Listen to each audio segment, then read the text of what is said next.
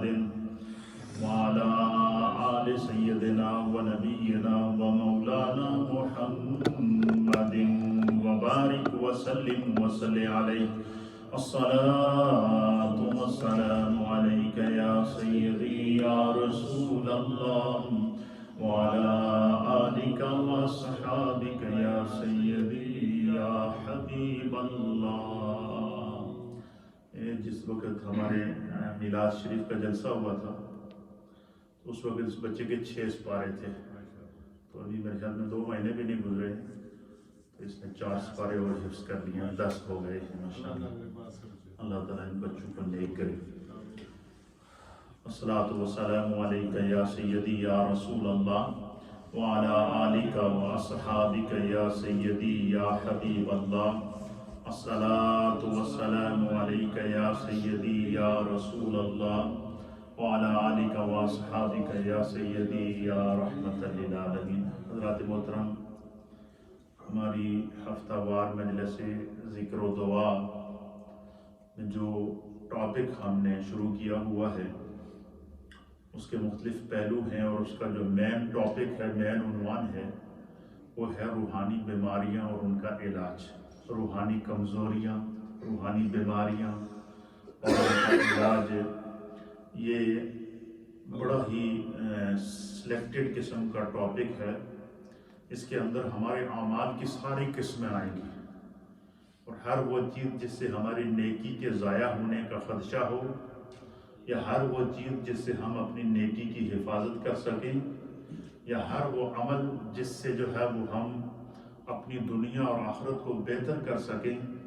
یا اپنی زندگی کے وہ اعمال صالحہ جن پر چل کر ہم اپنی دنیا اور آخرت کو بہتر کر سکتے ہیں، یہ سارے جتنے بھی ابواب میں آپ کی خدمت میں پیش کر رہا ہوں، یہ سارے تصوف کے ابواب ہیں۔ صوفیاء کرام نے، بڑے بڑے علماء نے، اولیاء نے، محدثین نے، ائمہ دین متین نے ان ٹاپکس کو لے کر انسانیت کی رہنمائی کی ہے، اور 1400 سال سے انسانیت کی رہنمائی ہو رہی ہے۔ اور ان ٹاپکس کو اگر ہم سمجھ جائیں تو آپ یوں سمجھ لیجئے کہ یہ وہی ٹاپک ہیں کہ جن کے بارے میں اللہ رب العالمین نے قرآن حکیم فرقان مجید میں ارشاد فرمایا کہ نبی علیہ السلام کی مجلس میں جب صحابہ بیٹھتے تھے اور حضور علیہ السلام جب ان کی دینی رہنمائی اور اصلاح فرماتے تھے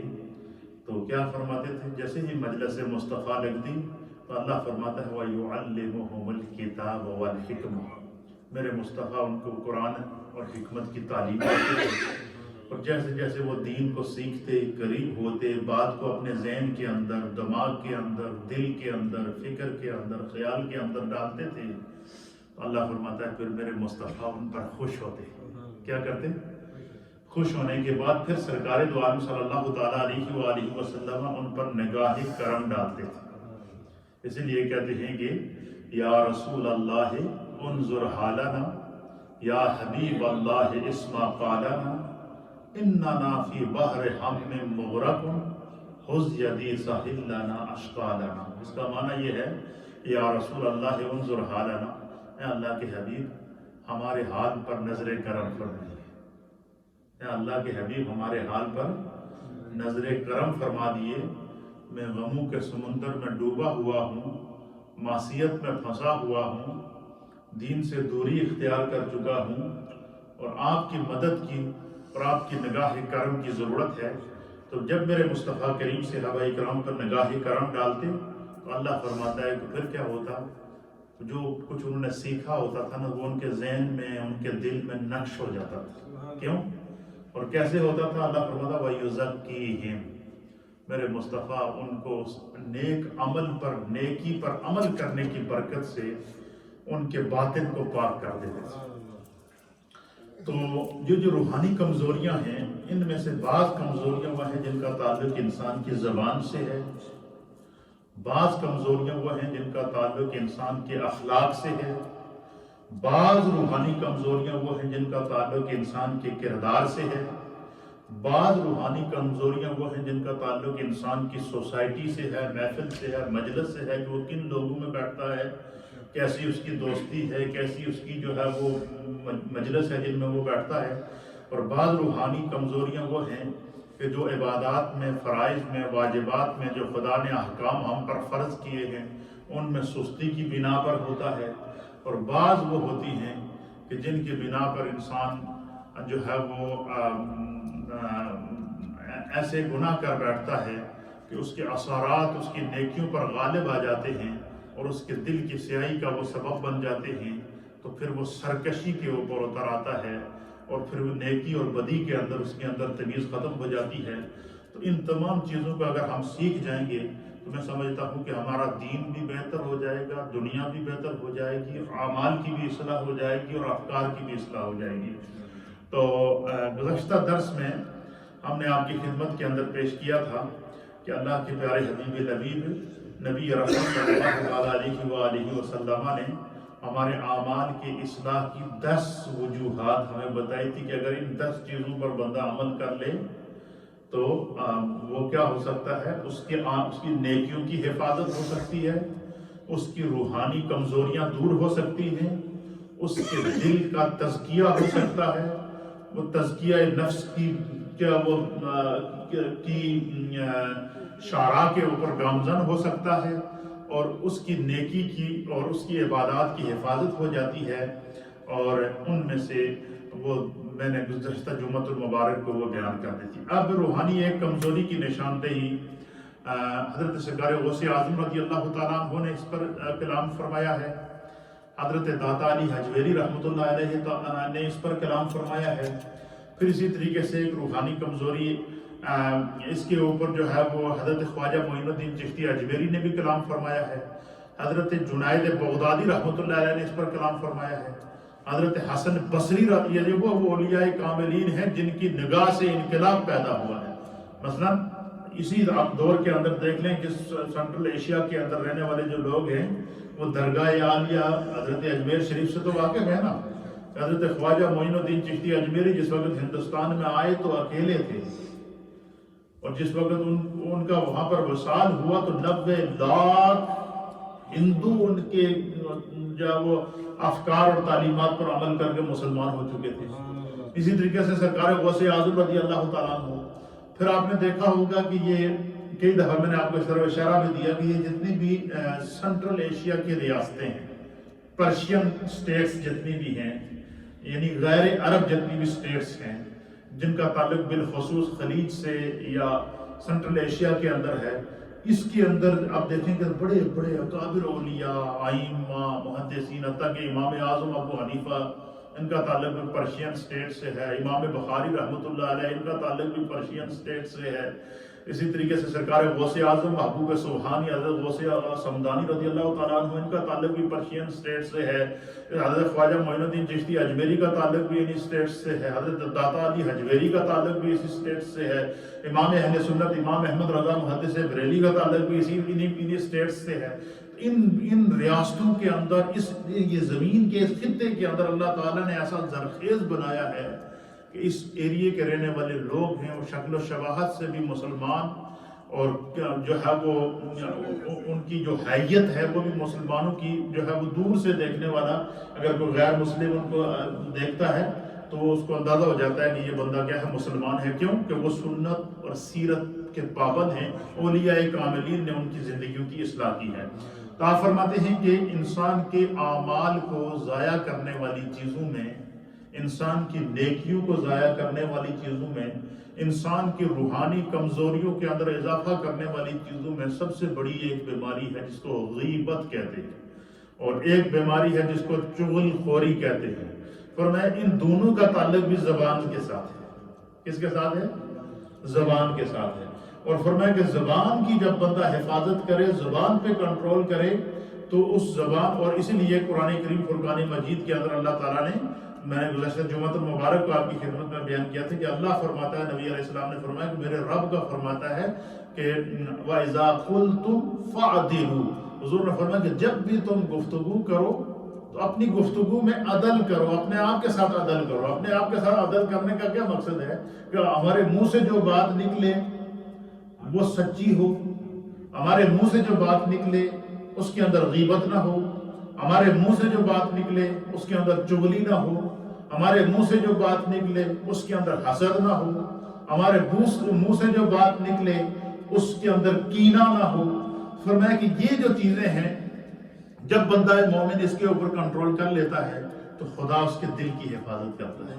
اللہ اس کی سوچ کی حفاظت کرتا ہے، اللہ اس کی نیکی کی حفاظت کرتا ہے، خدا اس کو صراط مستقیم پر قائم رکھتا ہے، وہ نمازوں کا بھی پابند ہو جاتا ہے، تلاوت قرآن کا بھی پابند ہو جاتا ہے، احکام کا بھی پابند ہو جاتا ہے۔ حضرت حذیفہ رضی اللہ تعالیٰ عنہ اس حدیث کے راوی ہیں، آپ بیان فرماتے ہیں کہ نبی علیہ السلام نے ارشاد فرمایا کہ جو چغل خور ہے وہ کبھی جنت میں داخل نہیں ہوگا، اور یہ اتنی خطرناک بیماری ہے کہ نہ چاہتے ہوئے بھی ہم لوگ اس میں ملوث ہو جاتے ہیں، پتہ ہی نہیں ہوتا اور بندہ اس میں ملوث ہو جاتا ہے۔ اور فرمایا کہ چغل خور کبھی جنت میں داخل نہ ہوگا۔ پھر حضرت ابو ہریرہ فرماتے ہیں کہ نبی علیہ السلام نے ارشاد فرمایا کہ تم جانتے ہو کہ تم میں سے جو ہے وہ بدترین لوگ کون ہیں، یعنی برے لوگ کون ہیں؟ اللہ کے نزدیک بھی جو برے ہیں، رسول اللہ کے نزدیک بھی جو برے ہیں، دین کے اندر بھی جن کو بری نظر سے دیکھا جاتا ہے۔ حضور نے فرمایا کہ کیا تم جانتے ہو کہ تم میں سے بدترین لوگ کون ہیں؟ تو صحابہ اکرام رضوان اللہ تعالیٰ علیہم اجمعین نے عرض کیا اللہ اور اس کا رسول خوب جانتے ہیں، اللہ اور اس کا رسول خوب جانتے ہیں۔ تو اللہ کے حبیب علیہ السلام نے فرمایا کہ تمہارے بدترین لوگ وہ ہیں جو دو رخ والے ہیں۔ کیا ہیں؟ دو رخ، وہ کہتے ہیں نا کہ دو رخی چھوڑ دے یک رخ ہو جا۔ اکثر یہ حضرت مولانا روم رحمۃ اللہ علیہ نے اس کے اوپر بڑا زور دیا ہے مثنوی شریف کے اندر، اور اس کا ٹاپک ہی انہوں نے باندھا ہے کہ دو رخی چھوڑ دے یک رخ ہو جا، محکم بگیر ہو جا۔ تو آپ فرماتے ہیں حضور علیہ السلام نے فرمایا کہ تم میں سے سب سے بدترین لوگ وہ ہیں جو دو رخ والے ہیں، اور وہ دو رخ ان کے کون سے ہیں؟ فرمایا ایک کے پاس آئے تو ایک رخ ہو، اور دوسرے کے پاس جائے تو اس کا دوسرا رخ ہو۔ مثلا چغلی کس طرح ہوتی ہے؟ مثلا ایک بندہ مجھے ملتا ہے تو مجھے اگر کہتا ہے کہ یہ فلاں بندہ آپ کے متعلق اس طرح کی بات کر رہا تھا، پھر جا کر اس بندے سے ملے اور اسے کہے کہ جی امام صاحب فلاں بندے کے بارے میں یہ بات کر رہے تھے، تو فرمایا کہ یہ اور دونوں کے سامنے آ جائے تو پھر جو ہے وہ جیسے کہ اس نے کوئی بات ہی نہ کی ہے۔ فرمایا کہ انسان کی پیٹھ کے پیچھے اس کی برائی بیان کرنا، اس کے منہ کے اوپر صحیح ہو جانا، یہ دو رخی ہے۔ آپ سے ملیں تو کہیں جی آپ جیسا تو کوئی ہے ہی نہیں، تو باہر نکلیں تو آپ کی برائی بیان کرنا شروع کر دیں۔ تو حضور علیہ السلام نے فرمایا کہ سب سے بدترین لوگوں میں سے، میری امت میں سب سے بدترین لوگ، برے لوگ وہ ہیں کہ جو دو رخ والے ہیں، اور ایک رخ جو ہے ایک کے پاس آئے تو ایک رخ ہو، دوسرے کے پاس گئے تو دوسرا رخ ہو۔ حضرت ابن عباس رضی اللہ تعالیٰ عنہ فرماتے ہیں ایک مرتبہ اللہ کے حبیب علیہ السلام کے ساتھ ہم سفر کر رہے تھے، اور سرکار دو عالم صلی اللہ تعالیٰ علیہ وآلہ وسلم کے ساتھ سفر کر رہے تھے۔ اور حضرت ابن عباس کہتے ہیں کہ میں بھی حضور علیہ السلام کے ساتھ اس سفر میں تھا، تو سرکار دو عالم صلی اللہ تعالیٰ علیہ وسلم کا دو قبروں کے اوپر سے گزر ہوا، اور سرکار دو عالم صلی اللہ علیہ وسلم نے ان قبروں پر توجہ فرمائی، آپ کا چہرہ مبارک متغیر ہو گیا۔ حضور نبینا علیہ السلام ان قبروں کے پاس کھڑے ہو گئے، اللہ کے حبیب علیہ السلام نے ان کے لیے استغفار کی، حضور نے ان کے لیے کافی دیر تک دعا کرتے رہے، استغفار کرتے رہے، ان کے عذاب کی کمی کے لیے جو ہے وہ اللہ کی بارگاہ میں دعا کرتے رہے۔ اور پھر سرکار دو عالم صلی اللہ تعالیٰ علیہ وسلم نے کافی دیر دعا کرنے کے بعد پھر کیا ہوا؟ پھر آپ فرماتے ہیں کہ اللہ کے حبیب علیہ السلام نے ایک درخت سے ہری شاخ توڑی، اور اس ہری شاخ کو توڑنے کے بعد سرکار دو عالم صلی اللہ علیہ وسلم نے اس شاخ کو دو حصوں میں تقسیم کیا۔ تقسیم کرنے کے بعد ایک شاخ کو ایک قبر کے اوپر گاڑ دیا، اور دوسری شاخ کو دوسری قبر پر گاڑ دیا۔ تو پھر سرکار دو عالم صلی اللہ تعالیٰ علیہ وآلہ وسلم نے جو ہے وہ ارشاد فرمایا، حضور علیہ السلام نے فرمایا کہ میں کافی دیر جو کھڑا ہو کر ان قبر والوں کے لیے استغفار کر رہا تھا، حضور نے فرمایا کہ میں نے جب ان قبروں پر نظر دوڑائی، ان کے اوپر جب نگاہ کی، تو میں نے دیکھا کہ ان دونوں قبر والوں کو قبر کے اندر عذاب ہو رہا تھا۔ ان کی قبریں جہنم کے گڑھا بنی ہوئی تھیں، اور ان قبروں کے اندر ان کو کیا ہو رہا تھا؟ عذاب ہو رہا تھا۔ تو اللہ کے حبیب علیہ الصلوۃ والسلام نے فرمایا کہ میں یہ بھی بتاؤں کہ ان کا عذاب کیا ہو رہا تھا۔ اب آپ یہاں علم رسول دیکھیے، سرکار دو عالم صلی اللہ علیہ وسلم کا مقام دیکھیے، مرتبہ دیکھیے، نگاہ دیکھیے، علم دیکھیے کہ حضور علیہ السلام چند زمین کے اوپر رہے ہیں، اور زمین کے اندر قبروں کے اندر جو موجود ہے، جو میتیں ہیں، وہ بھی آپ کی نگاہ سے پوشیدہ نہیں ہیں۔ پھر اسی طریقے سے حضور نے فرمایا کہ میں یہ بھی بتاؤں گا تمہیں کہ ان دو قبر والوں کو کس گناہ کی وجہ سے قبر کے اندر اللہ عذاب دے رہا تھا۔ اس سے جہاں محدثین اور مفسرین نے لکھا کہ جہاں پر اور بات ثابت ہوئی کہ ہمارے آقا علیہ الصلوۃ والسلام رحمت للعالمین تو ہیں ہی ہیں، لیکن سرکار دو عالم صلی اللہ تعالیٰ علیہ وسلم زمین کے نیچے بھی آپ کی نگاہ، ساتوں آسمانوں کے اوپر بھی آپ کی نگاہ، جنت بھی آپ سے پوشیدہ نہیں، جہنم بھی آپ سے پوشیدہ نہیں، وہ بھی آپ کی نظروں کے سامنے ہے۔ اور اللہ کے حبیب علیہ الصلوۃ والسلام نے فرمایا کہ ان کو جن اعمال کی وجہ سے عذاب ہو رہا تھا، میں وہ اعمال بھی بتاؤں گا۔ اس کا مطلب کیا ہوا کہ حضور علیہ السلام اپنے امتیوں کے اعمال سے بھی واقف ہیں۔ اسی لیے میں نے سرکار غوث اعظم رضی اللہ تعالیٰ عنہ کے دروس میں سے ایک پیغام آپ کی خدمت میں پیش کیا تھا کہ سرکار غوث اعظم نے کیا فرمایا تھا؟ اس چیز کی فکر کرو کہ قیامت کے دن ہمیں سرکار کے سامنے شرمندہ نہ ہونا، کہ زندگی ایسی گزارو، اعمال ایسے کرو، نیکی ایسی کرو، اخلاص ایسا رکھو اپنے اعمال کے اندر کہ کل قیامت کے دن جب ہمیں سرکار دو عالم صلی اللہ تعالیٰ علیہ وآلہ وسلم کا سامنا ہو اور سب سے پہلے قبر میں ملاقات ہوگی ہی سرکار دو عالم صلی اللہ علیہ وسلم سے، تو آپ نے فرمایا کہ ہمیں سرکار کے سامنے شرمندگی نہ ہو۔ پھر فرماتے ہیں میدان حشر میں پھر خدا کا دیدار بھی بندہ مومن کو ہوگا، تو فرمایا کہ جب اللہ کا دیدار ہو تو خدا کے سامنے بھی شرمندگی نہ ہو، اور جب مصطفیٰ کریم کا دیدار ہو تو ان کے سامنے بھی ہماری شرمندگی نہ ہو۔ تو اللہ کے حبیب علیہ الصلوۃ والسلام نے فرمایا کہ ان دو قبر والوں کو جو عذاب ہو رہا تھا اس کی وجہ یہ تھی کہ ان میں سے ایک شخص وہ تھا کہ جب بھی وہ پیشاب بیٹھتا تھا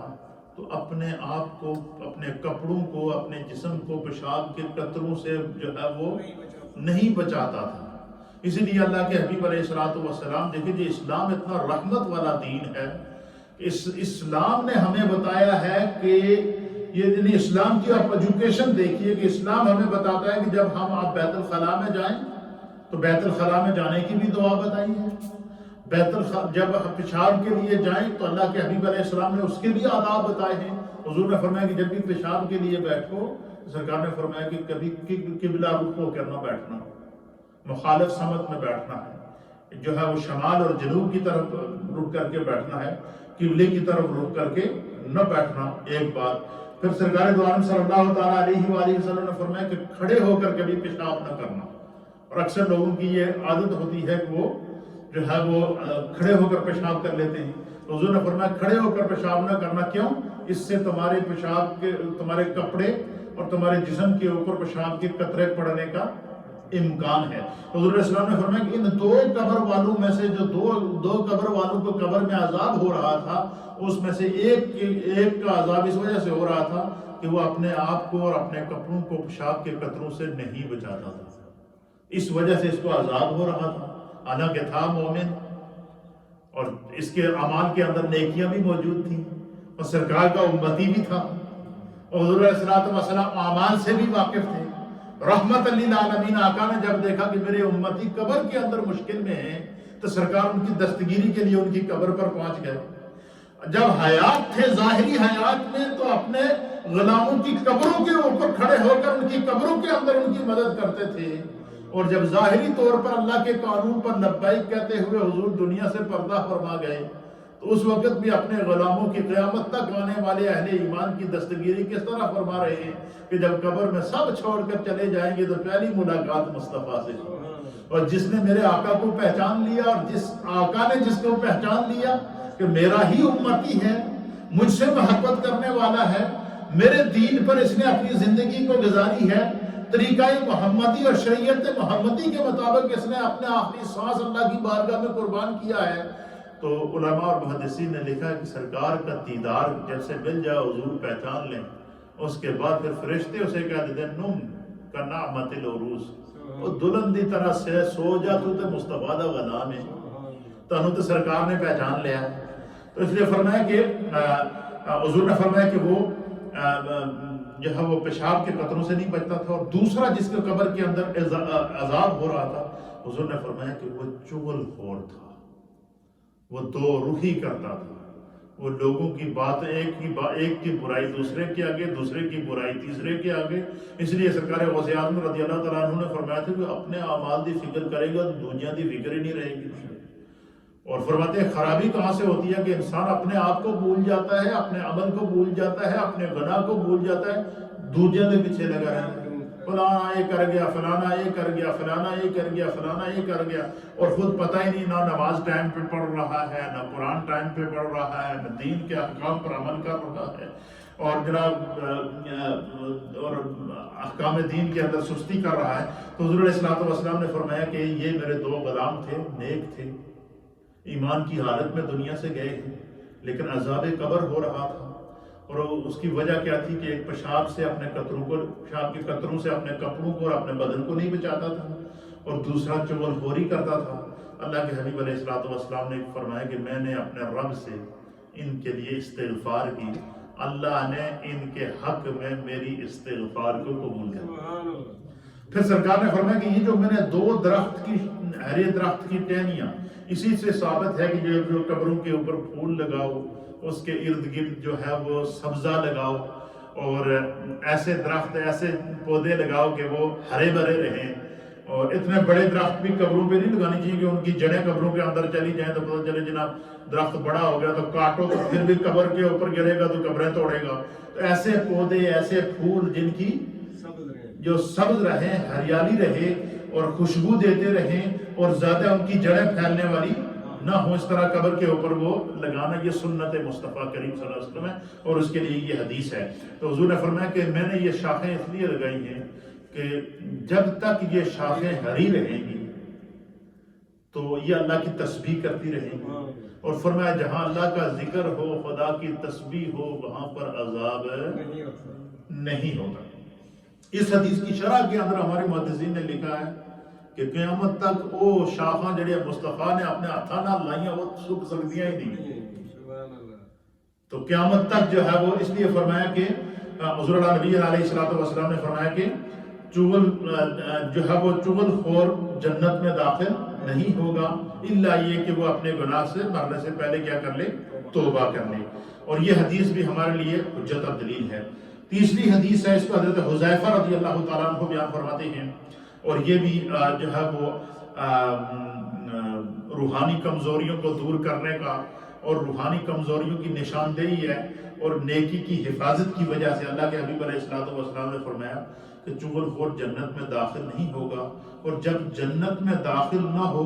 تو دوزخ میں ہی جائے گا, کیونکہ وہاں پر ٹھکانہ جنت کا دوزخ, اس جنت کا دوزخ اس لیے جنت میں داخل نہ ہونے پر ثابت ہو گیا. تو فرمایا کہ اس سے یہ ثابت ہوا کہ چغل خور اگر جنت میں داخل نہیں ہوگا تو کہاں جائے گا, جہنم میں جائے گا, اور وہاں جنت اور جہنم کے علاوہ کوئی اور ٹھکانے ہیں ہی نہیں. اس لیے حضور نے فرمایا کہ سرکار نے پہلے اپنی امت کو متنبع کر دیا کہ چغل خوری سے اپنے آپ کو بچاؤ, غیبت سے اپنے آپ کو بچاؤ, حسد سے اپنے آپ کو بچاؤ, یہ نیکیوں کو بھی ضائع کر دیتی ہے اور یہ اپنا بیڑا غرق کرنے والی بات ہے. اس لیے فرمایا قرآن کریم فرقان مجید کے اندر کہ وہ لوگ جو اپنے نفس پر ظلم کرتے ہیں, اپنے آپ پر ظلم کرتے ہیں, تو بظاہر تو سوچنا انسان اپنے آپ پہ کون ظلم کر سکتا ہے, یہ کس طرح ہو سکتا ہے. فرمایا اپنے آپ پہ ظلم یہ ہے کہ بندے کو پتہ ہے یہ گناہ ہے, وہ گناہ کر رہا ہے,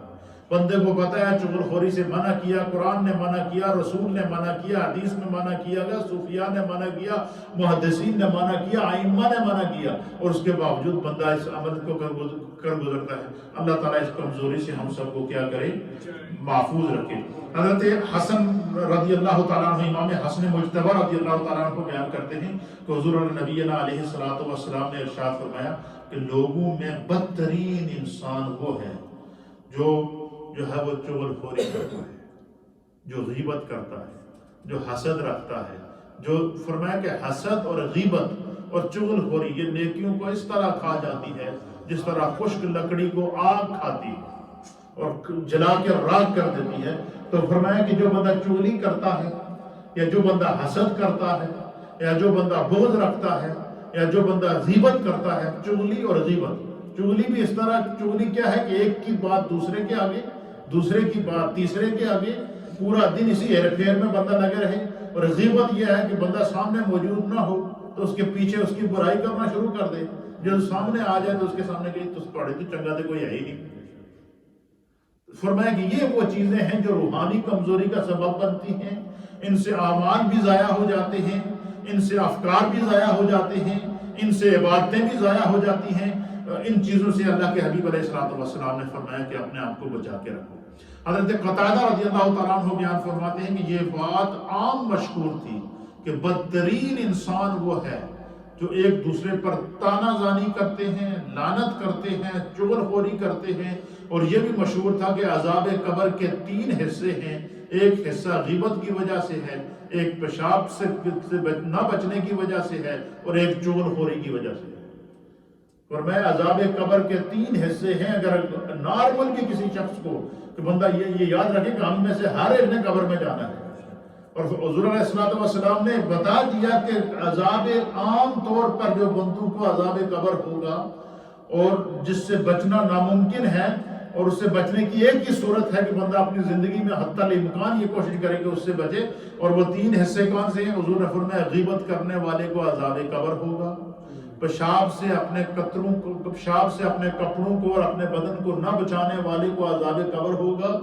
اور اسی طریقے سے جو ہے وہ چغل خوری کرنے والے کو عذاب قبر ہوگا۔ تو اللہ کے حبیب علیہ الصلوۃ والسلام نے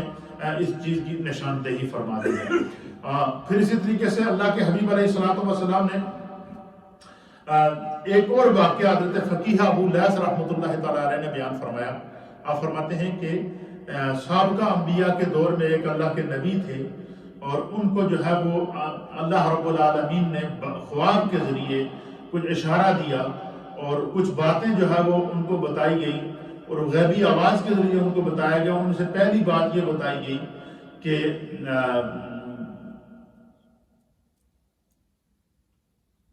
فرمایا کہ تو کل سفر کرے گا یا کہیں جائے گا،